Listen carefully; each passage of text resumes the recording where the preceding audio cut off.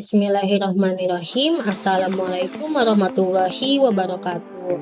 Nama saya Ayudia Rositawati dengan NPM 2022-1071-5275 dari Prodi Informatika Fakultas Ilmu Komputer Universitas Bhayangkara Jakarta Raya.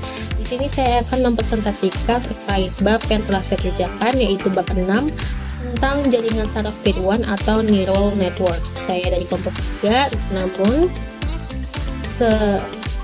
sebelum itu saya ingin mengucapkan terima kasih banyak kepada Ibu Dr. Herlawati SSI MM.Com sebagai dosen pengampu dari mata kuliah kecerdasan buatan kelas F5A4.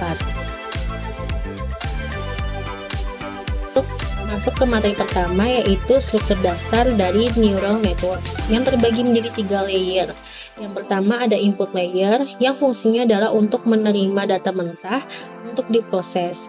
Yang kedua hidden layers yang dimana digunakan untuk meningkatkan kapasitas model untuk mengenali pola non-linear.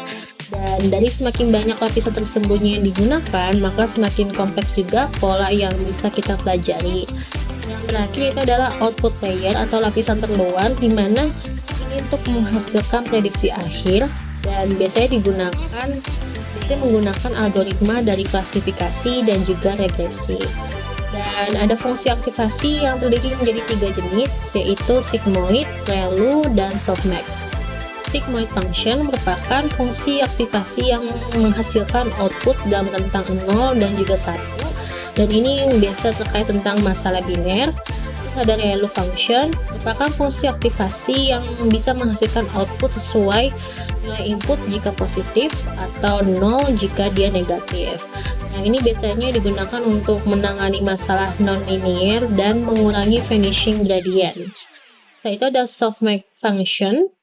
Ini merupakan fungsi aktivasi yang bisa kita gunakan untuk klasifikasi multi-kelas, dan fungsinya juga untuk mengubah output menjadi probabilitas dengan menjumlahkan semua nilai menjadi 1. Selanjutnya ada konsep jaringan saraf tiruan, merupakan sistem komputasi yang meniru cara kerja otak manusia untuk memproses sebuah informasi. Ada ANN, Artificial Neural Networks, yang terdiri dari node atau neuron yang terhubung satu sama lain melalui bobot atau weights. Dari komponen utamanya ini terdiri dari perseptron atau unit dasar dari ANN atau Artificial Neural Networks yang fungsinya untuk bisa menerima input, mengalihkan dengan bobot, menjumlahkannya, dan menerapkan fungsi aktivasi untuk bisa menghasilkan output.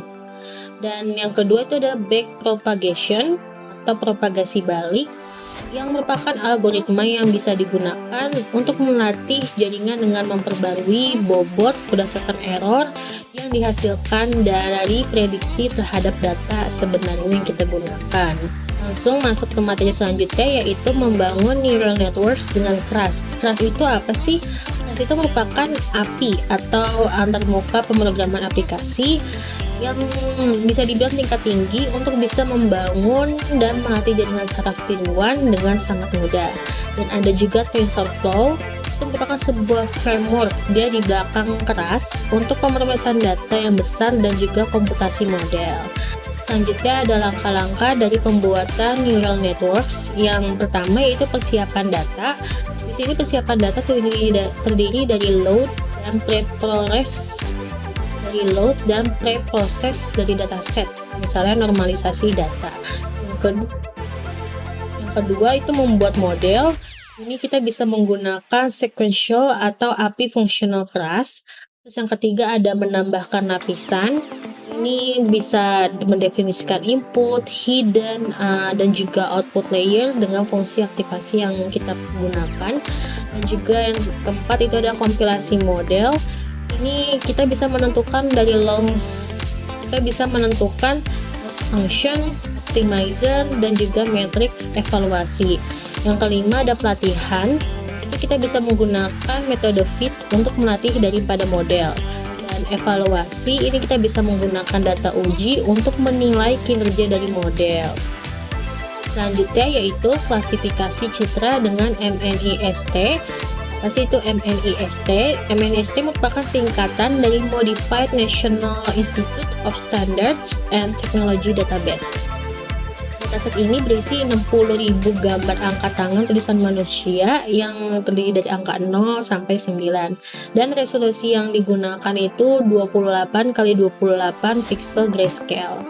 Adapun langkah-langkah implementasi dari MNIST yaitu pertama, siapan data. Ya pastinya terdiri dari load dataset yang menggunakan CRUST atau tadi API tingkat tinggi itu.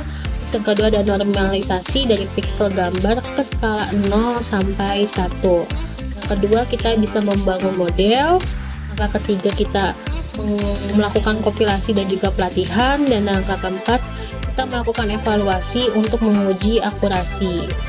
Dan materi yang terakhir yaitu klasifikasi citra dengan CIFAR-10. CIFAR-10 itu merupakan singkatan dari Canadian Institute for Advanced Research. Nah, dataset ini tuh berisi 60.000 gambar dalam 10 kategori.